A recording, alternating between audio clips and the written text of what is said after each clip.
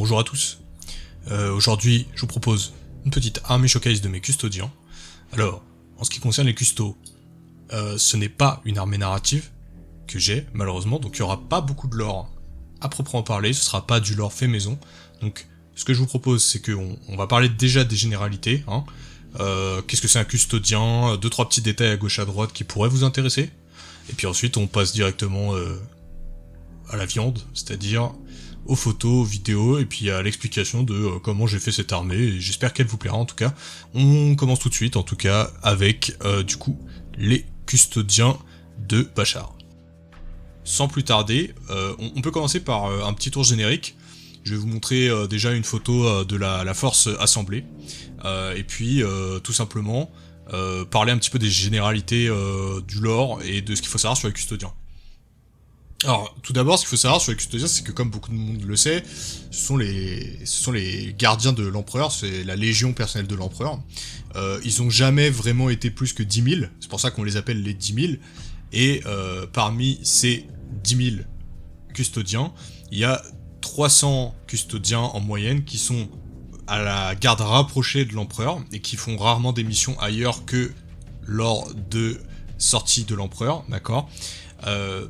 Et ces 300 là en fait sont une référence du coup aux 300 Spartiates qui ont tenu les gorges des Thermopyles, comme certains le savent peut-être, on peut le voir par exemple dans le film 300 qui a le même nom et qui est tiré du comics.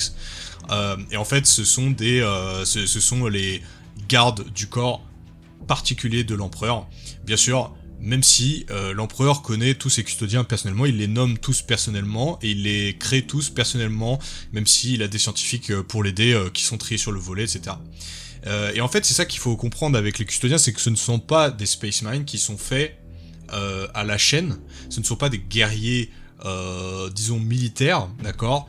Ce sont des guerriers dans le sens ancien du terme, ce ne sont pas des soldats, en fait, ce ne sont pas des soldats, ce sont des guerriers. Des guerriers individuels, qui ont chacun leur histoire, ce sont des savants, ce sont des poètes, ce sont des artistes, ils sont vraiment l'apex de l'humanité. Ce ne sont pas ils ont pas, par exemple, d'intervention chirurgicale et d'organes en plus, contrairement aux Space Marines, etc. Ce sont en fait, à un niveau moléculaire, ils sont créés à partir de bébés, hein, tout simplement. Ce sont en fait, en l'an 40 000, ce sont davantage des fils de Terra, des familles nobles, etc. Mais à l'époque, l'empereur pouvait à lui-même choisir les bébés. Et forcément, à l'époque de la Grande Croisade, etc., et même avant, pendant l'ère des luttes, on sait par exemple que l'empereur s'est déplacé lui-même pour choisir Constantin Valdor, son bras droit, qui est le chef des 10 000, le chef des custodiens, et qui est à un niveau de puissance qui est, disons, proche du primarque, on va dire, hein. Sans pour autant avoir en lui une partie de la magie du chaos qui a été utilisée pour créer les primarques. Donc ce qui en fait de lui probablement le combattant non primarque le plus puissant de la galaxie. Dans tout le setting, hein. Il est extrêmement fort, Constantin Valdor. Du coup, comme vous l'aurez compris, ce qui est intéressant dans les custos, c'est leur individualité. C'est la capacité de l'adaptation. Quand ils se battent les uns avec les autres, en fait, ils ne se battent pas en escouade, ils se battent en fraternité, et ils ne se donnent pas d'ordre. Ils savent exactement ce qu'ils doivent faire, quand ils doivent le faire, ils n'ont pas besoin de s'échanger des ordres. Mais néanmoins, il faut savoir que les custodiens ont quelques capacités un petit peu proches du supernaturel, puisque en fait ils sont tellement parfaits qu'ils arrivent en fait à avoir une légère avance sur leurs adversaires en ce qui concerne la prédiction. On appelle ça en anglais le preternatural. Donc c'est en gros une sorte de conscience aiguë de ce qui se passe au point qu'ils puissent deviner l'avenir très très légèrement. C'est-à-dire que ça leur permet de deviner à l'avance les coups de leurs adversaires, etc. Ce qui est vachement fort, hein, quand on met ça dans le contexte, sachant que les mecs ont un temps de réaction absolument monstrueux, ils sont beaucoup plus rapides que les Astartes, etc. Donc déjà ils ont ça.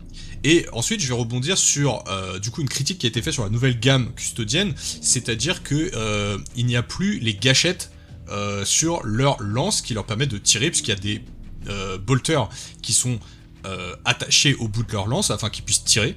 Et bien en fait c'est très simple. Pourquoi est-ce qu'il n'y a pas de gâchette? Il y a beaucoup de gens qui disent c'est du sculpte de merde, etc. Eh bien écoutez, si vous aviez lu un peu, vous sauriez que la majorité, si ce n'est l'intégralité des armes des custodiens sont déjà faites à la main par des artisans qui sont triés sur le volet par l'empereur, et surtout ce sont des armes qui sont génétiquement encodées, c'est-à-dire que seul le custodien peut activer la puissance de son arme. Et en fait, il lui suffit de toucher son arme d'une certaine façon, de penser à activer son arme pour que l'arme s'active toute seule. Parce qu'elle est réglée génétiquement par rapport à son custodien, c'est un encryptage génétique qui est fait par rapport à son propriétaire, d'accord? Et en plus de ça, on sait qu'il y a un lien neuropathique entre le custodien et son équipement qui le rend plus agile, plus rapide, alors quand bien même qu'il est plus lourd qu'un Astartes. Donc en fait, pourquoi il n'y a pas de gâchette? Parce que la Legio Custodes 30K a un équipement qui est supérieur à celle de 40K, déjà, faut le savoir, parce que c'est à l'apex de sa puissance, et en plus, tout simplement, parce qu'ils n'en ont pas besoin. Il suffit aux custodiens de penser à tirer pour que leur équipement tire, d'accord? Et ça va même à un point, parce que bon, ça encore, à la limite, ça reste dans le domaine du raisonnable, mais il y a des moments dans le lore où les custodiens se parlent télépathiquement. C'est-à-dire que il n'y a aucun psyker chez les custodiens, mais en fait, il leur suffit d'avoir un contact physique avec un de leurs camarades custodiens pour acquérir une partie de ses souvenirs, d'accord? Ils ont une sorte de lien mental les uns avec les autres, qui est voulu par l'empereur, et en fait, ça permet à un custodien qui est sur le point de mourir de délivrer des informations vitales à éventuellement un camarade qui pourrait faire une retraite tactique pour aller prévenir le reste de la force, voilà. Donc, encore une fois, les gens qui critiquent sans savoir, c'est un peu agaçant. Mais ce n'est ni le lieu ni le moment pour parler de ça, puisque c'est une army showcase. Donc maintenant, on a parlé un petit peu de qu'est-ce que c'est un custodien, quelles sont les différences entre les différents custodiens, parce que vous allez me dire, on a vu des custodiens de différentes couleurs, un peu comme les Space Marines. Alors effectivement, les custodiens, c'est intéressant, ils n'ont pas de chapitre, ils n'ont pas de légion. En fait, ils ont des chambres, les chambres secrètes des custodiens, c'est-à-dire que ce sont ce qu'on appelle des sodalités ou des fraternités, d'accord? Les fraternités de custodiens, ce sont des groupes informels que eux-mêmes font en général, c'est pas très, officiel. Ce sont en fonction de ce qu'ils veulent faire, etc. Les custodiens n'ont jamais besoin d'ordre, comme je vous l'expliquais. Ils ont vraiment pas besoin de se mettre d'accord sur des choses parce que pour eux tout est clair, tout est limpide. Il n'y a pas de recrues custodiennes, il n'y a que des custodiens. Même un custodien nouvellement formé, c'est déjà un vétéran. Il n'y a pas vraiment de senior, on va dire, chez les custodiens. À part exception. Alors du coup, c'est quoi les différentes chambres des custodiens? Je vais pas toutes vous les faire ici, mais d'un point de vue de lore, moi j'avais commencé en 40K par faire une qui est clairement la plus stylée pour moi, ce sont les gardiens des geôles noires, d'accord? Les gardiens des ombres. Ce sont des custodiens qui ont une armure noire, parce que en fait elle représente l'ombre totale dans laquelle ils évoluent, puisque ce sont les gardiens de la prison secrète de l'empereur qui se situe sous le palais. Et qu'est-ce qu'il y a dans cette prison?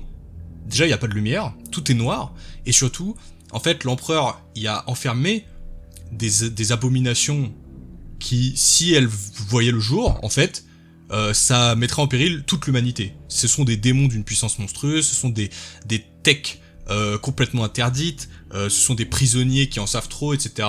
On pense par exemple à Basiliopho ou à des démons qui ont été libérés, etc. Plus tard pendant l'arc narratif avec Gulliman qui revient dans Warhammer 40 000, etc.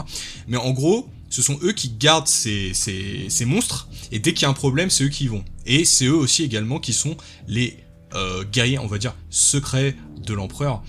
En ce qui concerne, dès qu'il y a quelque chose à récupérer qui est un petit peu trop secret, eh bien c'est eux qui le font dans le plus total secret, justement. Il y a personne qui est jamais au courant de ce qu'ils font, ces mecs là. Ils existaient dès l'Horus Heresy, on en voit dans La Fin et la Mort, partie 3 ou 2, je sais plus, et ils essayent en fait de récupérer Basiliopho avant qu'il fasse son arme Terminus. Parce que voilà, il y a une confusion d'ordre à ce moment-là, mais bon, c'est vraiment un moment très spécial, le siège de Terra, mais il faut savoir qu'ils existent à ce moment-là. On a parlé des 300, c'est-à-dire les 300 compagnons de l'empereur, et c'est leur nom, les compagnons.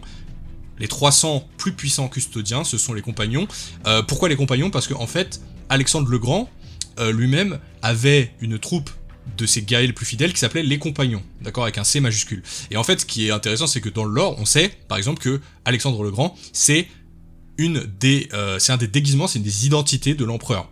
Parce que l'empereur a été Alexandre le Grand. On peut aussi même penser qu'il a été, par exemple, Jésus ou des choses comme ça. On peut penser que dans l'histoire humaine, il a revêtu plusieurs visages. Alexandre le Grand, en tout cas, c'est confirmé. Il a même revêtu des visages de femmes à certains moments. Donc en fait, il a voulu recréer ces guerriers fidèles à l'époque d'Alexandre comme custodiens, en fait. Et ça, c'est assez stylé. Donc, peut-être que moi, par exemple, pour mes nouveaux custodiens avec les nouveaux sculptes, je m'inspirerai de ces 300 compagnons. Peut-être que je m'amuserai à refaire les compagnons, ou du moins une petite partie des compagnons. Je disais, nous avons les gardiens des ombres, d'accord. Donc on les appelle aussi les cerbères des geôles noires. Donc Cerbère étant le chien de la mythologie qui garde les portes de l'enfer, d'accord. Ensuite, nous avons le bouclier aquilin. Le bouclier aquilin, ce sont des custodiens qui sont chargés de protéger directement la sécurité de Terra, et aussi les personnages d'intérêt pour l'empereur. C'est-à-dire que si l'empereur veut absolument que quelqu'un en particulier survive, il lui envoie par exemple, deux gardiens aquilins, et en fait ce sont des custodiens qui vont rester 24 heures sur 24 avec eux, et ça leur permet en fait de survivre envers et contre tout jusqu'à ce que leur mission future soit accomplie, parce que comme on l'a dit, il y a une sorte de vision du futur, toujours avec l'empereur. Ensuite, il y a l'Host effroyable. L'Host effroyable, en fait, ce sont les custodiens qui sont un peu en mode Dark Angel, c'est-à-dire qu'ils vont être là pour l'extermination d'une menace, à proprement parler. Ça va pas être des manœuvres tactiques, ça va être surtout des manœuvres d'extermination, de destruction totale, et c'est pour ça qu'ils utilisent beaucoup de Terminator. Les Terminators, d'ailleurs, qui sont des Terminators spéciaux, vous l'aurez compris, on verra ça tout à l'heure, parce qu'ils ont pas du matos comme tout le monde. Ensuite, il y a les gardes solaires. Les gardes solaires, c'est ceux qui défendent le système solaire. Et les émissaires Imperatus. Moi, je les aime bien, les émissaires Imperatus. Pourquoi ? Parce que, en fait, ce sont des custodiens qui sont, en fait, des politiciens. Et ça, j'apprécie. Ce sont eux, par exemple, lors de l'arrivée des Primaris, qui ont donné les Primaris aux différents maîtres de chapitre Astartes, avec, disons, des négociations. Dans le meilleur des cas, des négociations, parfois ils leur ont un peu forcé la main. Et ce sont aussi des politiciens qui font jouer ce qu'on appelle la Lex Imperatus. La Lex Imperatus, c'est en fait la loi ultime de l'empereur, c'est-à-dire que un custodien parle toujours avec la voix de l'empereur. Peu importe à quelle époque, il y a que eux qui peuvent faire ça, c'est-à-dire que ils ne répondent à aucun ordre, si ce n'est les leurs et celui de l'empereur. Ce qui rend la chose compliquée quand l'empereur est mort. Mais en tout cas, c'est quelque chose de très intéressant. Enfin, je dirais qu'il existe un dernier cas de custodien, d'accord ? C'est les custodiens du roi sombre. Et ça, pour moi, c'est un truc sympa. Alors, c'est pas trop étendu dans le lore, mais je pense qu'il y a moyen de faire des what-if et des forces narratives super sympas. J'en ai déjà vu sur les nets qui sont très intéressantes. Alors, c'est qui le roi sombre ? On va faire un petit encart. C'est qui le roi sombre ? Le roi sombre, c'est l'empereur ascendant, 5e dieu majeur du chaos, si ce n'est le plus puissant de tous les dieux du chaos. Et en fait, ce serait l'empereur s'il avait accepté ses dons, d'accord, et qu'il aurait puisé dans le War passé pour devenir un dieu. Il a failli devenir ce roi sombre, il est rentré en métamorphose, mais il a rejeté ce pouvoir à un moment. Mais avec lui, il avait ses plus fidèles compagnons qui lui restaient vivants dans le vaisseau d'Horus, d'accord. Ce sont les quelques custodes qui lui restaient en vie avec lui. Et en fait, il les manipulait comme des pantins. Il avait un fragment de sa conscience avec eux, et il les guidait comme s'ils étaient une épée pour lui. C'était des bras supplémentaires pour tenir des épées, pour se battre. Il les manipulait comme des poupées de chair, et en fait, eux-mêmes étaient devenus des sortes de demi-dieux également, puisqu'en fait ils avaient été investis d'une partie d'un dieu, et en fait quand on les retrouve un peu plus tard et que l'empereur est devenu une sorte de chrysalide pour devenir un dieu, et bien en fait ils sont carbonisés, ils sont tous morts sauf un, d'accord, et en fait ils montent la garde autour de lui, mais ce ne sont plus que des cadavres carbonisés, parce qu'en fait, pourquoi carbonisés ? Parce que se tenir dans la présence du roi sombre, c'est mourir en fait. Vous ne pouvez pas voir le dieu, vous ne pouvez pas poser les yeux sur lui, vous ne pouvez pas le toucher, et se tenir en sa présence, même pour quelqu'un d'aussi fort qu'un custodien, c'est complètement impossible. Donc en fait, ils sont tous morts à faire ça, et du coup leur corps est carbonisé, alors que pourtant, pour carboniser une armure de custodien, je vous le dis, faut y aller. Donc maintenant qu'on a dit ça, les custodiens que je vais vous présenter aujourd'hui, ce sont des custodiens normaux, c'est-à-dire c'est les mecs dorés, cap rouge, etc.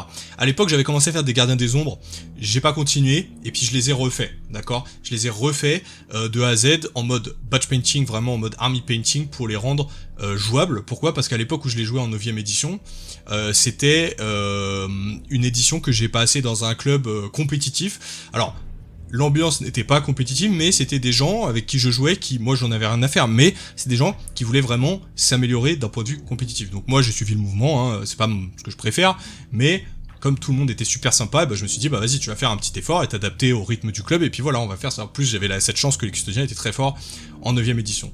Donc ce que j'ai fait, c'est que j'ai fait ma propre liste, j'ai pas fait une liste trouvée sur le net, et ça a donné ceci. Donc je vais vous proposer tout d'abord un petit tour des quelques figurines que j'ai sélectionnées pour vous, d'accord? Et je vais vous donner quelques petites anecdotes sur ces figurines, qu'est-ce qu'elles ont fait dans le club, c'est quoi leur histoire d'un point de vue gameplay, puisqu'il n'y a pas vraiment de lore, et bah, j'espère que ça vous plaira. Donc voici déjà trois custodiens, donc ça, eux ce sont des gardes, d'accord? Donc c'est la troupe de base hein, des custodiens. Ils sont équipés de lance et de miséricorde. La miséricorde, c'est une dague que tous les custodiens ils ont et qui leur permet de faire des coups de grâce, c'est-à-dire que si vous êtes en train d'agoniser par terre, ils vont vous tuer avec la miséricorde. Et ils peuvent également l'utiliser in-game, ça permet de faire des morts instantanées, bon c'est pas très fort, mais ça permet de faire des blagues. Voilà, donc en fait mon armée ressemble à ça, hein, vu de près, la majorité de mon armée ce sont des gardes qui ressemblent à ça. Alors, pourquoi je les ai peints comme ça? Je vous donne deux trois petits détails de leur peinture. Alors déjà, pour ce qui est du doré, j'ai utilisé des peintures spécifiques, je vais vous les montrer. C'est les liquid metal, d'accord? C'est des peintures avec des, alors je crois des solvants métalliques, je sais pas exactement comment on dit ça, mais enfin ce sont pas des peintures à l'eau, d'accord? Il ne faut pas les utiliser avec vos pinceaux normaux parce que ça pourrait les abîmer. Et ça permet de faire des teintes métalliques très belles. J'ai utilisé du coup un vieil or, d'accord, un vieil or que j'ai ensuite un peu bruni avec des washes, et puis après j'ai fait une petite wash sélective par endroit pour renforcer les creux, et j'ai terminé par un brossage argenté afin de donner un peu de volume. Donc en gros, toute mon armée est faite sur ce modèle. Pour ce qui est du rouge, je vais pas revenir dessus, mais le rouge que vous voyez sur l'armure qui est brillant, en fait c'est de la contraste Blood Angel Red diluée que j'ai appliqué par endroit, et ça permet de faire un rouge un peu bonbon comme ça, c'est plutôt pas mal actuellement. Ensuite, pour ce qui est des gemmes, je me suis dit que j'allais faire des saphirs, ou du moins des gemmes un peu bleues. Bon, c'est sans intérêt vraiment parce que j'avais pas, c'est vraiment des choses faites à la va-vite, et j'avais peur de dépasser en utilisant de la contraste, donc qui est plus liquide. Par contre, ce que je peux vous dire, c'est qu'au niveau de l'énergie, donc comme vous voyez, c'est vert. C'était la première fois que j'utilisais mon airbrush parce que actuellement je l'ai acheté pour ça, et du coup je me suis entraîné dessus. Donc j'ai fait des OSL à partir à peu près du milieu de leur lance, et on part du blanc, on part sur le jaune, ensuite du jaune fluo, vert fluo, et puis ensuite on finit par du noir pour renforcer le contraste. On essaie toujours de passer du blanc au noir afin de renforcer un maximum le contraste pour l'œil, et ça donne ça, cet effet là. Moi j'en suis plutôt content. Donc vous voyez qu'en plus c'est une armée qui a été peinte rapidement, parce que il y a même des parties de leurs armes qui ne sont pas peintes, hein, qui sont entièrement noires. Ça c'est des trucs que j'ai laissé un peu au pif. Donc voilà, petit exotisme que j'ai mis, c'est, vous voyez que les visières de leur casque sont blanches, d'accord? Et en fait, pourquoi j'ai fait ça, c'est juste pour attirer un peu plus le regard de l'œil, tu vois. C'est quelque chose que je me suis permis de faire pour me dire, parce que démarquer un petit peu les visages, parce que comme tous mes custodiens sont casqués, je me suis dit, il faut quand même que ça attire l'œil comme je vais pas faire des lentilles qui brillent, je vais faire effectivement un visage blanc, ça permet, voilà, de le démarquer un petit peu plus. Ensuite je vous montre, voilà, ça du coup ce sont des gardiens custodiens aussi, des protecteurs qui ont des boucliers et des épées. Alors eux ils avaient un rôle un petit peu plus spécifique dans ma force, c'est-à-dire que à l'époque je m'en servais comme gardien d'objectifs. Eux ils étaient souvent dans une escouade de 3, et j'en avais peut-être 2 des escouades parce que c'était du 2000 points. Et en fait, je les mettais sur des objectifs et ils campaient et ils tankaient. En fait, eux, c'était mes preneurs d'objectifs. Comme j'avais très peu de piétons, il fallait que je puisse capturer des objectifs quand même, et eux avec leur bouclier, vous imaginez bien qu'ils résistaient encore mieux vu qu'ils avaient une invulnérable de custodien, et puis alors je sais plus quelle était leur règle de bouclier, mais en tout cas ça leur permettait de résister pas mal, et puis bon, si on les chargeait, ils étaient quand même assez balèzes, hein. Donc en fait ça me permettait d'avoir des custodiens qui qui pouvaient se séparer en deux groupes. J'avais des gros packs de custodiens à lance, et puis des plus petits packs avec des épées. Ça me permettait en fait de prendre les objectifs et d'avancer en même temps. Et ça me permettait également de mettre des menaces sans pour autant investir trop de points, parce que moi, en face de moi, j'avais quand même des listes assez compétitives, dont je vous reparlerai un petit peu plus tard quand on parlera d'unités un peu plus spécifiques qui ont fait des choses un petit peu plus stylées. Notamment, par exemple, les Terminators Alarus. Alors, les Terminators Alarus, ce ne sont pas des Terminators de Horus Heresy, ce sont des Terminators de Warhammer 40 000. Alors, ce sont des Terminators qui sont avantageux parce qu'ils sont très forts, d'accord ? Ils sont très forts parce qu'ils bougent vite, contrairement à des Terminators de Space Marine. Et ils ont accès aux haches. Et les haches, en fait, chez les custodiens, ça les fait passer force 8, non pas force 7. Et ça vous permettait à l'époque de faire passer un palier très intéressant qui permettait de blesser sur 2+. Et du coup, ce sont des gros papas qui tuent très facilement des cibles. Et ils ont vraiment beaucoup d'attaques. Et en fait, ce qui est intéressant avec eux, c'est que, eh bien, déjà, ils ont frappe en profondeur. Donc vous pouvez les téléporter sur la table, ce qui est très sympa. Ils ont accès également à des lance-grenades qui sont attachées sur leur gantelet, et c'est quelque chose d'assez oppressif, hein. Les grenades, vous pouviez les spammer, c'était assez fort. Et enfin, ils avaient accès à des blagues. Alors moi j'aimais bien les Alarus, j'avais un gros pack d'Alarus, et en fait il y avait un stratagème à l'époque que vous pouviez utiliser qui s'appelle libérer les lions, et en fait vous pouviez libérer les lions tout simplement. C'est-à-dire qu'en fait votre pack de custodiens Alarus, eh bien en fait se scindait en autant de packs qu'il y avait de figurines. C'est-à-dire si vous aviez 6 Alarus, eh bien ça faisait 6 fois 1. Ça devenait tous des personnages. Et du coup, imaginez, eux ils étaient plus forts quasiment qu'un capitaine Space Marine, donc imaginez que vous avez 6 capitaines Space Marine qui se baladent sur la table, qui tapent à force 8, qui sont assez tanky, et surtout, ça permettait de ne faire jamais d'overkill, parce que là, si on voulait vous faire une pluie de feu sur votre escouade d'Alarus, ce n'était pas possible, parce qu'en fait, il fallait les viser individuellement, et ça leur permettait d'avoir un déploiement tactique très avantageux. Là, ce que vous voyez sur celui du devant, eh bien c'est la Vexilia. Donc en fait tous les custodiens ont accès à ça. C'est une bannière, et la bannière en fait donnait un type d'aura à l'époque. Ça permettait d'avoir moins pour toucher ou plus 1 à la save, je sais plus exactement, mais enfin ça donnait des buffs assez sympas défensivement aux custodiens, en bulle, donc toujours sympa. Et vous aviez même un stratagème pour la transformer en balise de téléportation et téléporter sur vous des Dreadnought ou d'autres custodiens. Enfin c'était très sympa. Moi j'ai beaucoup aimé entre guillemets cette V9 malgré tous ses défauts, parce que elle permettait encore de customiser pas mal sa force, et surtout le système des sous-factions était assez fluff. Ça, fallait le dire. Moi j'ai beaucoup aimé la V9 pardon, parce que voilà, il y avait des différences entre les différents ordres des custodiens, etc. Moi ça, il y avait rien à dire.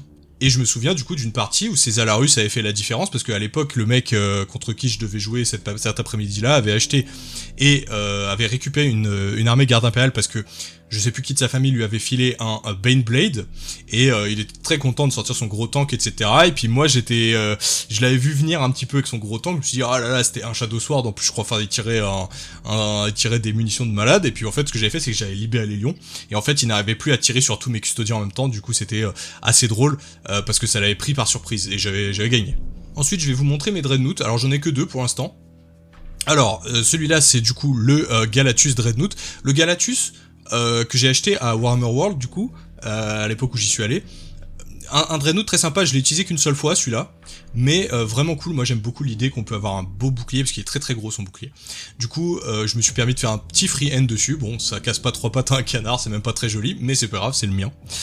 Donc lui, contrairement au custodien, je lui ai fait les yeux brillants, ainsi que son collègue Dreadnought, parce que tout simplement il y avait la place de le faire. Moi j'ai pas un airbrush très précis, j'étais débutant, etc. Donc je me suis dit je vais quand même faire un petit effort. Alors le Galatus il est sympa parce que il a deux modes d'attaque, il est assez rapide, et en fait c'est une relique de Horus Heresy, donc forcément comparé au Dreadnought Space Marine de 40 000, il mettait des patates complètement. Il avait une téléportation, etc. Donc c'était vraiment un gros papa que peu de gens arrivaient à gérer. Alors j'ai pas trop d'anecdotes sur ce pauvre R, parce que je l'ai pas beaucoup joué tout simplement. Et pour ce qui est du dégradé sur son épée, eh bien c'est fait à la main, pas à l'airbrush, parce que j'avais la flemme de sortir mon airbrush. Voilà, donc vous pouvez arriver à avoir des dégradés qui sont pas trop dégueulasses, hein, vous voyez. Tout ce qui manque c'est un petit noir sur le rebord, mais en vrai de vrai, moi je trouve que c'est pas mal actuellement. J'en suis plutôt satisfait. Donc là, vous avez son grand frère, mon Dreadnought préféré, le Télémon. Alors là, vous voyez que par exemple, c'était un peu le premier que j'achetais parce que sa pose est très basique. J'aurais peut-être pu le faire plus dynamique, un peu comme mon Galatus, mais pour le coup, non, c'est pas le cas. Alors, lui, il faut qu'on en parle. Déjà parce que ça a toujours été une menace. Alors déjà, faut le dire, le kit est fou, hein. Je sais pas si vous avez... Enfin, il est incroyable. Beaucoup plus stylé que le Saturnien, hein, qui ressemble un peu au niveau des épaules. Là, on est sur du gros papa. Moi, j'aime beaucoup ce Dreadnought. C'est vraiment un plaisir de le jouer. Je l'ai depuis le Day One. Et en fait, ce qui est fort avec lui, c'est qu'il avait un Feel No Pain, ce qui n'était pas le cas des autres. Et bien sûr, grosse endurance et grosse force. Donc, c'était un Dreadnought qui était très difficile à tuer. Il était pas très rapide, mais il était très résistant. Je l'ai équipé du coup d'un point. Alors, je les ai magnétisés à l'époque. Donc un point qui est également monté d'une sorte de fuseur chelou. Donc bon, il tabasse. Son point, c'était le point le plus puissant des Dreadnought, donc c'était vraiment des très grosses frappes. Et bien sûr, un canon accélérateur. Le canon accélérateur, il était bien parce qu'il permettait de tout faire. Je crois qu'il était force 7, mais c'est surtout qu'il était capable de gratter un peu tout ce qui existait dans le jeu. Des piétons au gros, et bon, son plus grand fait d'armes à ce Dreadnought, c'est que en fait, lors d'une partie dans le club, j'avais affronté du coup, qui est probablement le meilleur joueur du club, qui était à l'époque sur ses Chaos Knight, et en fait il avait une liste compétitive de Chaos Knight full War Dogs, donc l'équivalent des Armigers, qui sont les petits Knights, donc qui sont rapides, etc.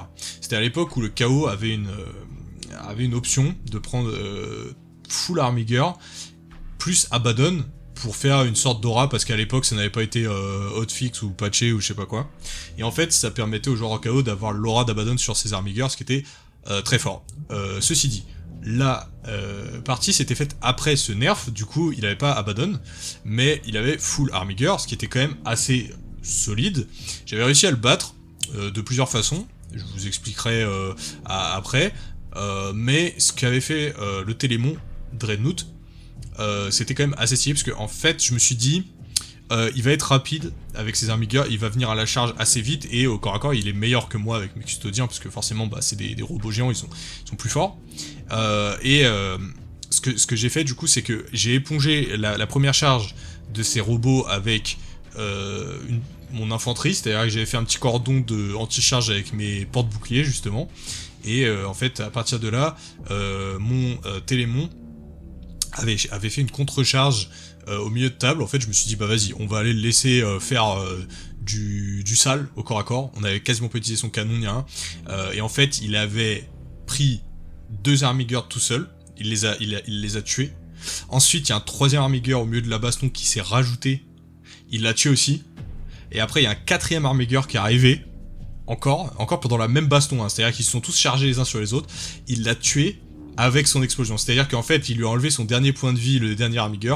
Mon Télémon a explosé, et avec l'explosion, il a réussi à tuer le dernier Armiger. Ça faisait, il en a tué 4. Et il avait fait des scores exceptionnels. Enfin, c'était un gros souvenir de jeu. C'est-à-dire que vraiment, le Télémon est fort, mais c'était hors stat, on va dire. J'avais vraiment réussi un coup de chance, mais c'était vraiment stylé de le voir se sacrifier pour prendre 4 Chaos Knight. C'était vraiment ultra stylé. Et depuis, bah franchement, c'est mon préféré, quoi. Et regardez sa dégaine. Imagine, il va être plastifié, celui-là, ça va être incroyable. Ensuite, on a une addition de l'armée qui est assez récente entre guillemets dans la V9, c'est-à-dire que pendant la V9, il y a ce personnage-là qui s'était sorti, c'était le Champion des Lames. Le Champion des Lames que je n'aimais pas trop en kit normal, et en fait les gens à l'époque, pour faire leur Champion des Lames custom, avaient trouvé tout un tas de conversions cool qu'on pouvait faire avec des corps de Stormcast, parce que les corps de Stormcast et de Custodien se marient plutôt bien.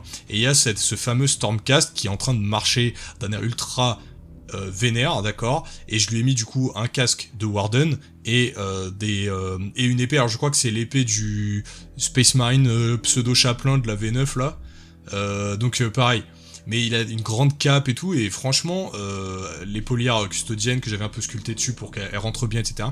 En fait c'est simple, à l'époque dans la communauté custodienne, vous étiez peut-être pas là, mais globalement la communauté custodienne, tout le monde avait une sorte de concours de beats géant pour qui aura le champion des lames le plus stylé.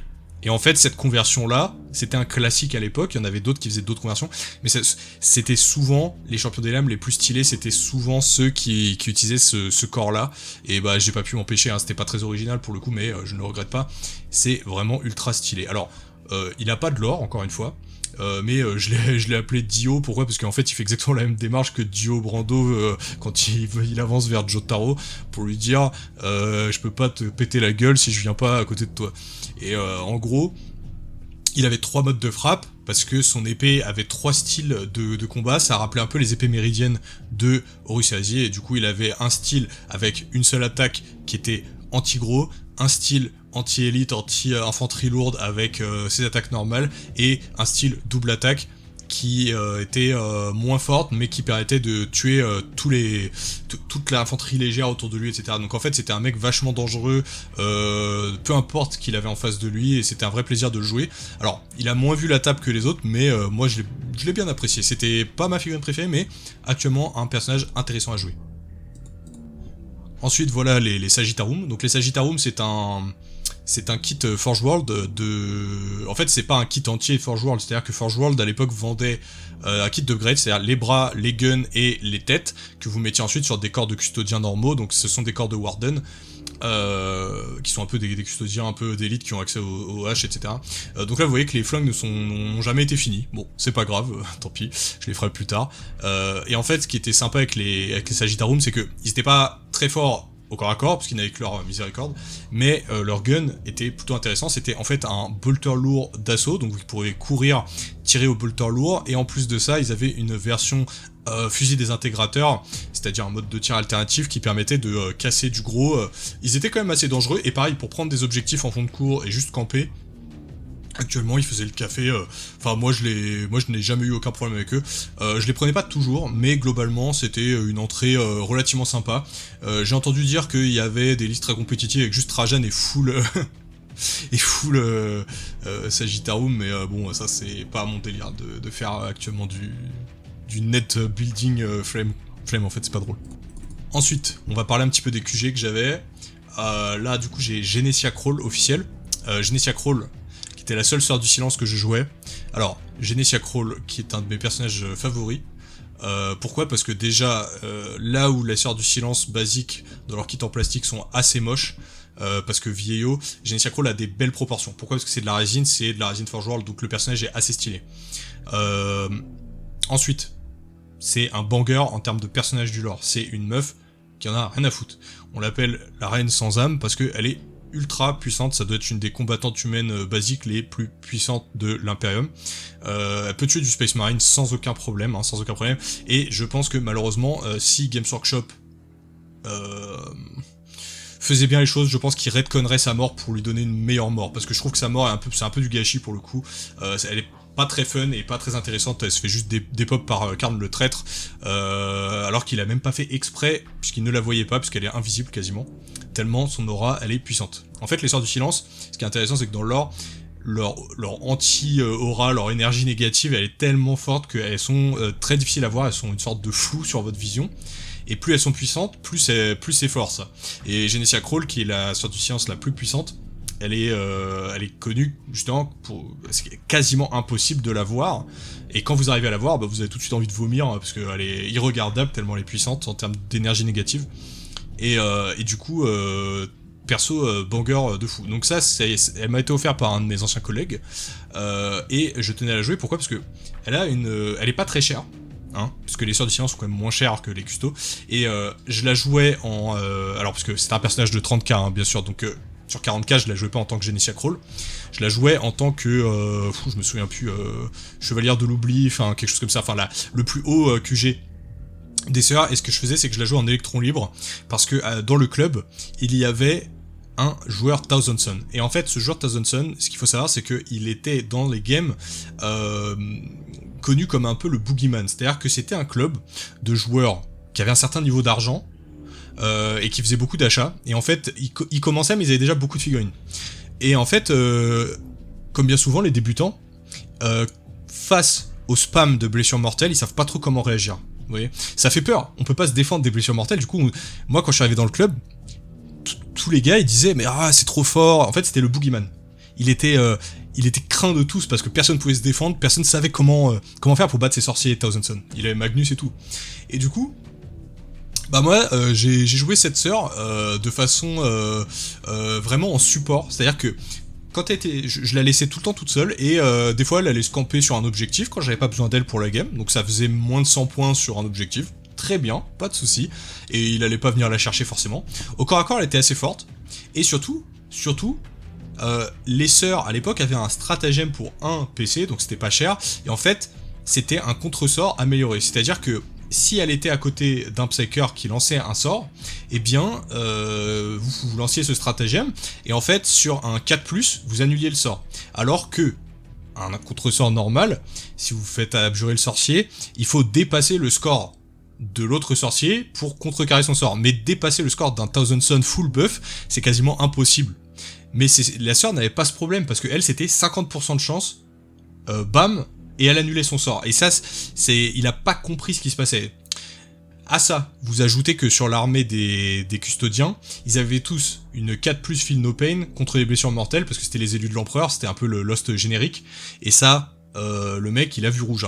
En fait, il a commencé à essayer de me balancer ses blessures mortelles, et je lui dis, bah écoute, j'ai des 4+1 vues contre tes sorts, donc basiquement je prenais pas si cher que ça. Il a vu trouble, il disait, ah ouais mais c'est pété. Je fais, bah écoute, oui les custodiens ils sont forts, mais il va falloir que tu fasses autre chose si tu veux me battre, parce que tu peux pas te reposer juste sur ça. Et du coup effectivement, pour gagner, il avait un autre plan. Et le plan c'était que, dans ses objectifs secondaires, il avait choisi un objectif secondaire propre au Thousand Sun, et en fait c'était une corruption de points d'objectif. Il allait sur le pion objectif au milieu de table, et en fait il pouvait lancer un sort dessus, et s'il réussissait le sort, il gagnait 4 points de victoire, ce qui était beaucoup à l'époque. Donc en fait à chaque tour il pouvait amasser un certain nombre de points de victoire. Et ce que j'ai fait, c'est que j'ai planqué cette sœur Genesia derrière un bâtiment qui était à portée de l'objectif, et en fait ce que je faisais, c'est que grâce à l'anti-sort de Genesia, à tous les tours, je lui ai cancel son objectif secondaire, et du coup il scorait que dalle en fait. Et à la fin du match, il m'a serré la main et tout, parce que bon, l'ambiance était bonne et tout, mais je le vois, il était salé quoi. Il était là en mode, ouais vas-y, mais ça me saoule les custos, nique sa race quoi. Et du coup, ouais, moi je disais rien, mais c'est vrai que ouais, je lui avais mis à l'envers, alors c'était très drôle, parce que du coup, là, les mecs du club, ils ont commencé à me voir comme étant le nouveau Boogeyman, ce qui fait qu'en fait, je crois qu'on avait fait une dizaine de parties dans ce club, au total, enfin une dizaine de sessions, et je crois que j'ai qu'une lose en 1 contre 1. Et c'est vrai que bon, je jouais finement, sans vouloir me jeter des fleurs. Je suis pas un joueur de tournoi, mais je jouais avec intelligence, je pense, et réflexion. Et puis en face, comme je vous l'ai dit, c'était pas non plus des anciens, c'était des nouveaux joueurs, même s'ils se documentaient beaucoup sur comment est-ce qu'on faisait les petits tricks de tournoi, etc. Moi, ça c'est quelque chose que j'ai jamais fait. Donc, basiquement, Genesia Crawl a fait vivre l'enfer à un joueur de Thousand Sun, donc c'est rien que pour ça on peut la commend. Et elle avait également une phase où elle a vaincu un seigneur du changement en duel, en 2 contre 1, pas vraiment en duel en fait, en 2 contre 1, elle a affronté avec mon capitaine un duc du changement, ils l'ont tué tous les deux, c'était extrêmement stylé. Voilà. Du coup, en parlant de capitaine, je vais vous montrer mon capitaine. Alors, c'est un capitaine de la Legio Custodes, alors c'est un modèle 30K, collector. On peut pas l'avoir de manière très legit celui-là. Du coup il s'appelle le Tribun Ixion Ale, alors vous en faites ce que vous voulez après, mais globalement pourquoi il m'a plu celui-là? Normalement il a une hache, faut le savoir, sur le modèle. Moi je lui ai enlevé la hache, pourquoi? Parce qu'en fait il y avait quelque chose de majestueux, juste un mec qui descend la rampe en marbre d'un temple, juste il pose sa main sur la rampe, et il a son casque dans l'autre épaule, tu vois, il a pas d'arme. Il est pas dans une situation de combat. Parce que c'est vous qui êtes enfermé avec lui, c'est pas lui qui est enfermé avec vous, tu vois. Donc lui, je m'en servirais comme mon shield captain, donc c'est-à-dire un peu le lord principal des custodiens, ou carrément Trajan Valoris, enfin c'est le custodien nommé de l'époque. Du coup, je l'ai beaucoup aimé, ce custodien. Donc là, vous voyez les drapés violets, c'est quelqu'un que vous sentez, pour ceux qui ont déjà vu mes nouveaux drapés, notamment dans le Seigneur des Anneaux, ça a évolué. Ça fait des années que je l'ai, celui-là. C'était un peu quand je commençais, on va dire, à essayer de vraiment bien peindre. Donc, on sent qu'il y a eu vraiment du nouveau de mon côté, c'est pas le truc le mieux fait, mais enfin voilà, c'est mon tribun. Alors c'est quoi un tribun dans Horus Heresy, hein, ça n'existe pas dans 40K, c'est au-dessus d'un Shield Captain, c'est le chef suprême custo, il y en a que très peu, et c'est les chefs quasiment, il y a personne au-dessus à part l'empereur. Donc, basiquement, grosse aura, et il était en duo avec Genesia Crawl pour battre le duc du changement, ce qui était ultra stylé. Il a également fait des duels contre Gazgul, qu'il a battu, ce qui était pas facile parce que Gazgul il était très difficile à tomber, il pouvait prendre que 3 ou 4 points de vie par phase, donc c'était très dur de le tuer. Mais voilà, il a battu tout un tas de gens, il a battu un Chaos Knight, un gros cette fois, en solo, donc, enfin pas en solo mais il l'a fini quoi, donc il a un gros palmarès. Pareil, il a pas de nom particulier, pas de lore, mais enfin, c'est le GOAT, donc voilà. Et pour finir, en termes de custo, on va s'attarder un petit peu sur le GOAT, mais vraiment le GOAT. Est-ce que les gens qui sont dans la salle et qui ont joué en V9 avec les custos peuvent lever la main si je leur dis l'invincible Shield Captain Amoto et qui reconnaissent, parce que l'invincible Shield Captain Amoto, c'est lui, c'est le GOAT. C'est l'unité la plus oppressive de l'armée, de très loin en V9. Alors, laissez-moi vous expliquer pourquoi. En fait, j'avais une force de moto. Les motos custodiennes étaient très fortes en V9 parce que déjà au corps à corps elles rigolent absolument pas, elles volent, elles turbo boost, donc ça va très vite, très vite, et ça peut avoir des missiles, et les missiles c'est de l'anti-tank, donc en fait ils peuvent servir un peu tous les rôles, ils sont très forts, ils avaient endurance 6, donc ils étaient encore au-dessus des custodiens normaux, donc c'était très dur à battre parce que forcément les mecs vont très vite et ils frappent très fort. Pourquoi l'invincible Shield Captain Amoto? Parce qu'en fait vous avez une combinaison, moi je l'ai prise parce que bon, c'est pas quelque chose que j'aurais spammé en temps normal, mais dans le club, je vous l'ai dit, c'est compétitif, donc je vais pas me retenir de jouer un bon truc. L'invincible Shield Captain Amoto, pourquoi on l'appelle comme ça? Parce que en fait, comme je vous ai dit déjà, en du 6, très rapide, beaucoup de points de vie. Il a également accès à des reliques, il y a un trait de seigneur de guerre qui lui donne -1 pour être touché, donc ça rend le truc encore plus dégueulasse en défense, et un Feel No Pain je crois. Donc en fait le mec, au corps à corps, c'est une brutasse, il fait du 14 pouces de mouvement en vol sans compter la charge, il peut détruire des tanks avec ses missiles, et sa lance détruit absolument tout. Donc en fait vous avez l'invincible Shield Captain, pourquoi? Parce qu'il est quasiment intuable si vous le jouez correctement, il va rebondir entre les lignes adverses, il va tout détruire sur son passage, et lui il m'a sorti de la daube un nombre incalculable de fois, il a tiré un nombre de tirs sur lui et il partait à 1 point de vie, il en avait rien à foutre. Du coup, voilà, c'est lui, mon Shield Captain Amoto, l'invincible Shield Captain Amoto, le GOAT. Vraiment, que ferait-on sur lui? Donc bien sûr, ça a été nerfé, hein, en V10, ça n'existe plus. Mais globalement, voilà, c'est mon Shield Captain Amoto. Alors, je l'ai un peu converti pour bien faire comprendre que vous n'êtes rien comparé à lui. Donc, qu'est-ce que j'ai fait? Je lui ai mis une cape de custodien à l'arrière qui vole, alors que normalement les motards n'en ont pas, juste pour le kiff. Je lui ai mis... j'ai découpé les ailes d'une Aquila, donc c'est-à-dire les porte-bannières, pour les mettre sur ses réacteurs, vous voyez. Donc là ça fait vraiment la moto ailée, à l'avant à l'arrière, et j'ai rajouté des petites bannières sur le côté de sa lance. Ça permet de faire un côté joute médiévale, vous voyez, avec tu sais les espèces de lances des chevaliers, et la dame elle accroche son foulard au bout de la lance, etc. Donc ça, il y a vraiment le côté ouais, joute médiévale, le mec il est là pour rigoler, il fait son tournoi et après il te tue, voilà. Donc levez-vous s'il vous plaît, saluez le Shield Captain Amoto pour ses services pour l'Imperium, parce que lui, je peux vous dire qu'il en a fait criser plus d'un. Donc ça c'était les QG génériques. Je vais vous montrer maintenant une figurine que j'ai achetée à l'époque pour faire mon nouveau Shield Captain. Je le jouais comme Trajan Valoris, comme proxy de Trajan Valoris. C'est l'empereur lui-même. Alors, pur délire égoïste de ma part, hein, l'empereur, je me suis dit, on va... Parce qu'à l'époque, j'avais déjà l'aura du mec à abattre dans le club, vous voyez. Alors que j'avais des bons adversaires, et franchement, excellents adversaires, super sympas et tout ça, mais c'est vrai que comme je n'avais jamais perdu, les gens ils commençaient à se dire ouais, il va falloir qu'on l'abatte ce bâtard, parce qu'il y a que moi qui jouais custo en plus. Du coup, j'ai acheté l'empereur. Alors ça c'est une figurine que j'ai trouvée sur Etsy, donc vous voyez qui reprend un petit peu la pose qu'il a contre Horus.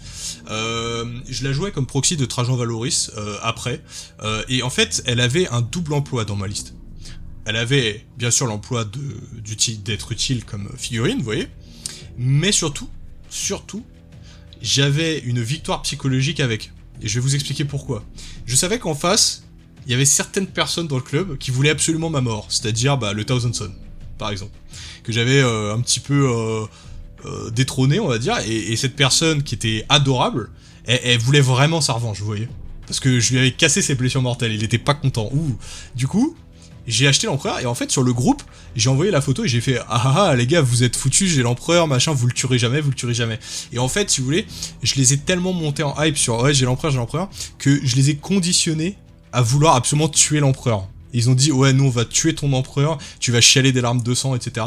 Et en fait, ça faisait partie de ma stratégie parce que quand ils étaient focus sur l'empereur, ils faisaient pas autre chose, ils faisaient pas forcément les bons choix, bon la plupart s'en foutaient, mais il y a certains moments où je confirme, ils ont absolument voulu focus l'empereur et ça n'a pas marché parce que déjà ils tankaient et puis surtout pendant ce temps-là je faisais autre chose, je gagnais des points, etc.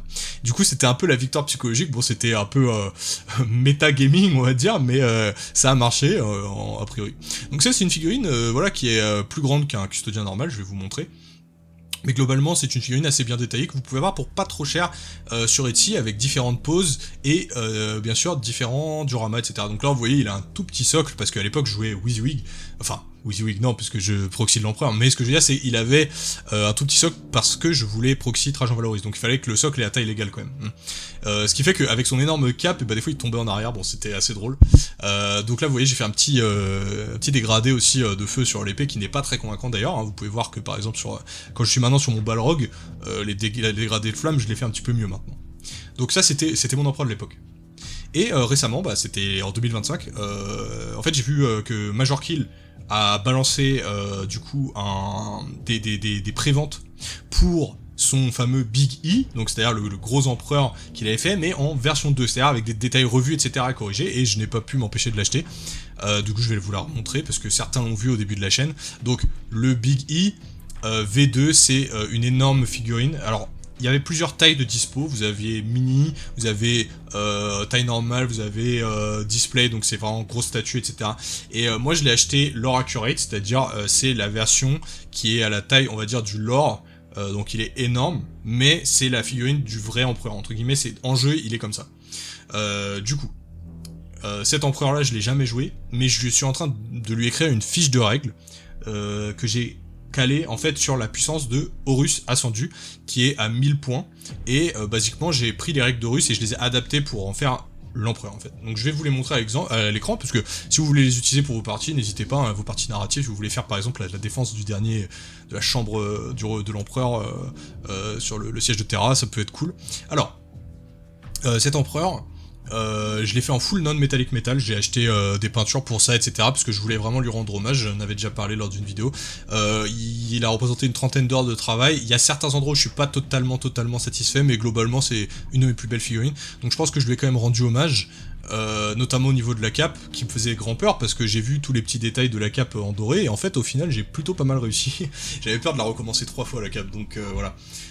Donc tout ce qui est cape, en fait il faut comprendre que dans cette figurine, il n'y a quasiment aucune wash qui a été utilisée, j'ai voulu vraiment tout faire à la main, j'ai vraiment voulu faire un travail artisanal, un petit peu comme les mecs qui font le Golden Demon, vous voyez, je suis pas du tout à leur niveau, mais j'ai vraiment voulu être dans l'idée que il fallait faire la figurine de A à Z sans tricher, etc. Et j'en suis content. Alors, il y a juste un problème dans ma figurine, c'est qu'elle a un petit défaut d'impression, je pense, parce que autant elle est de très bonne qualité, autant vous voyez sur sa ceinture, il y a ces petits pendentifs, il y en a que 3, normalement il y en a 5. Et impossible de les trouver, donc à mon avis ils ont été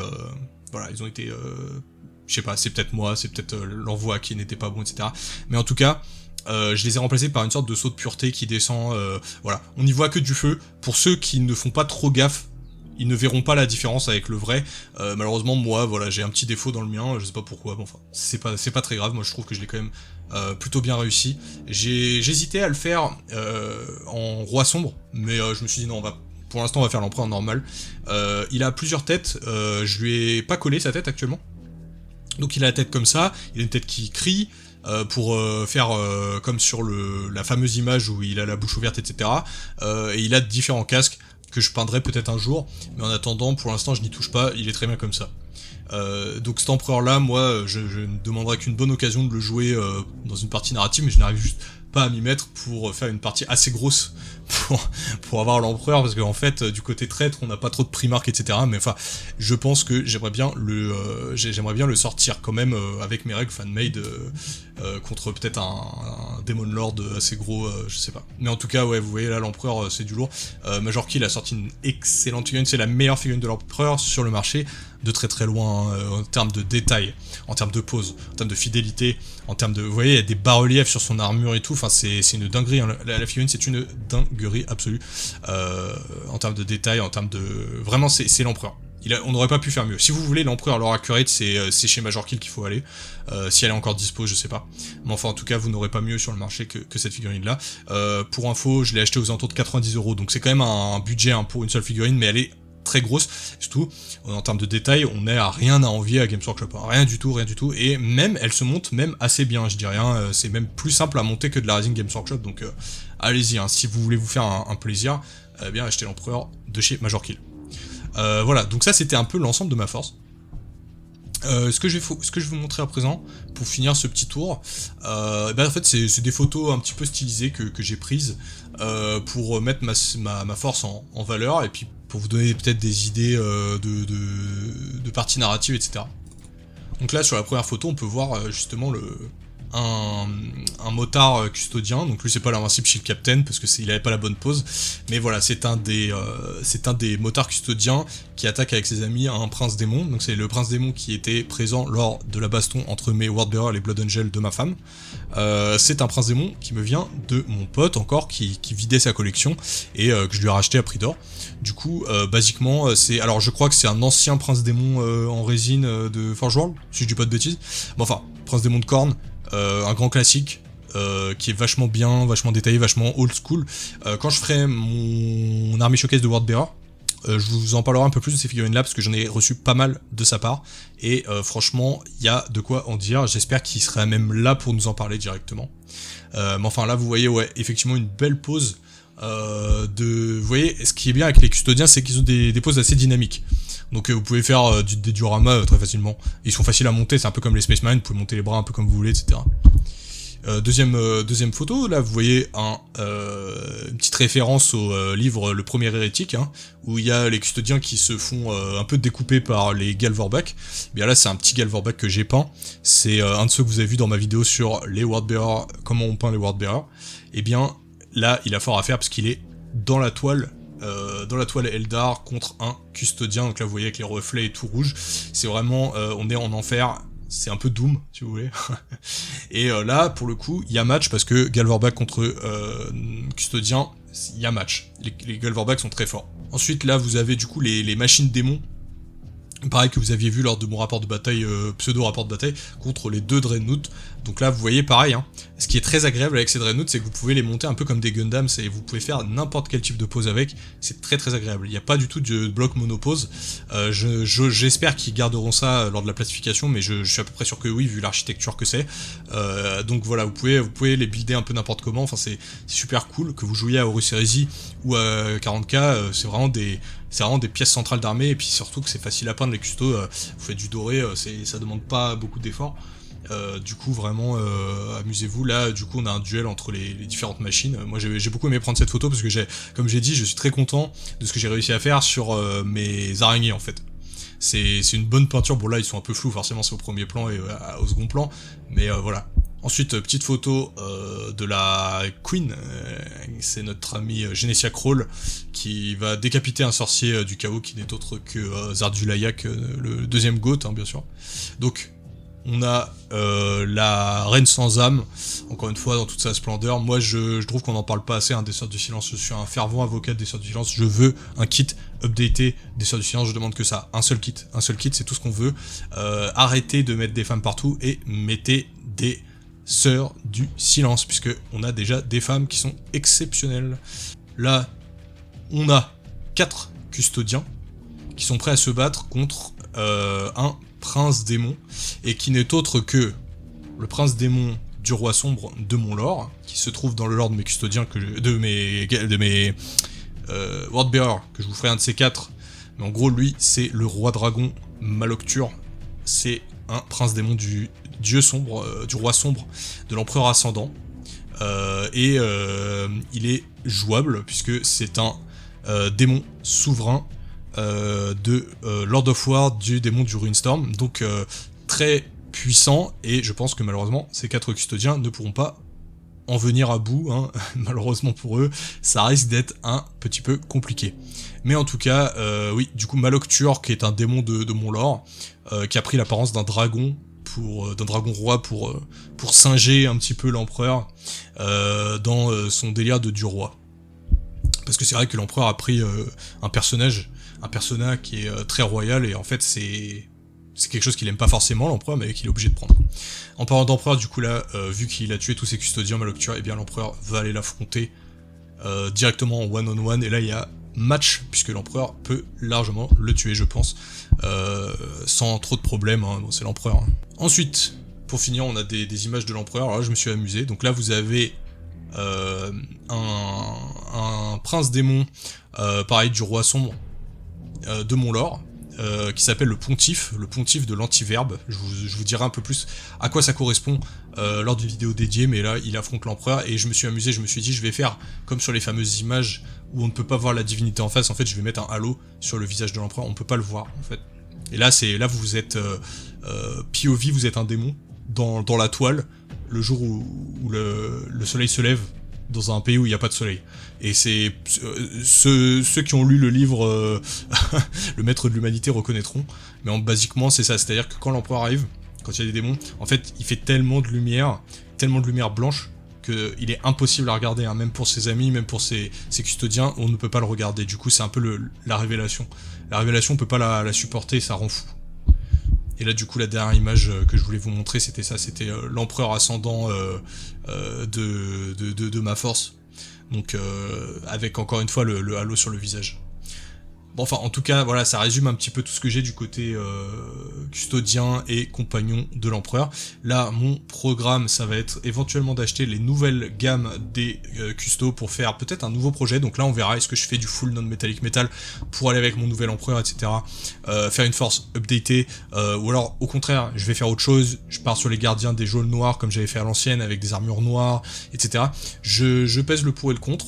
On en reparlera sur la chaîne, je pense, de toute façon, et s'il y a moyen que je fasse ce projet, peut-être je pourrais me faire un tuto, etc. Enfin, ou alors une progression filmée, etc. Ça peut être assez sympa. Donc voilà, j'espère que en tout cas ce petit tour vous aura plu, ces petites anecdotes aussi. Moi ça m'a fait plaisir de vous les raconter parce que c'est des trucs qui ont des années. Et franchement ça m'a fait plaisir de vous en parler. Moi, s'il y en a qui se reconnaissent et qui étaient mes adversaires à l'époque, big up à vous les gars, j'espère que vous avez pas mal pris quand j'ai dit que je vous avais un peu cassé la gueule. Mais moi c'était un vrai plaisir de jouer avec vous, si jamais vous êtes là. Et puis j'espère qu'on pourra se le refaire. Big up à Raph, qui était le joueur Chaos Knight, qui était mon meilleur adversaire actuellement, qui m'a pardonné quelques erreurs que j'ai fait, et qui en faisait un petit peu lui-même aussi. On a parlé du lore, etc. Big up à Raph. Big up au joueur Space Wolf, chose que je n'aurais jamais pensé prononcer un jour. Big up au joueur Space Wolf, qui était un daron à l'ancienne, qui peignait ses décors lui-même et qui avait une force vintage. C'était le meilleur match que j'ai fait. Alors c'était no match parce que lui il jouait pas pour le win, et pour le coup j'étais bien désolé de t'avoir cassé la gueule avec une liste custo, parce que je pense que dans une autre vie on aurait pu s'entendre sur Russie Asie. Je pense que dans une autre vie on se retrouvera peut-être, mon gars, et je serais heureux de faire du narratif avec toi. Big up aux joueurs big up au Thousand Son, à qui on a cassé la gueule 10 fois. Big up aux orques, qui ont été la seule win contre moi, la speedwag bien méta dégueulasse, qui ont été la seule défaite que j'ai eue. Bien joué de m'avoir table rase autour d'eux, c'était dégueulasse, mais voilà, je le méritais, je suppose. Prends soin de toi, j'espère que ton gosse va bien. Et puis, Gary, si t'es là, écoute mon gars, pareil. On se recapte bientôt, c'était le seul à qui je reparle encore, mais en tout cas, voilà. C'était super sympa de vous avoir, en tout cas, pour ce petit podcast, j'espère que ça vous a plu. On se reverra très bientôt sur la chaîne, en tout cas, n'hésitez pas à me dire ce que vous en avez pensé. Prenez soin de vous, et ciao!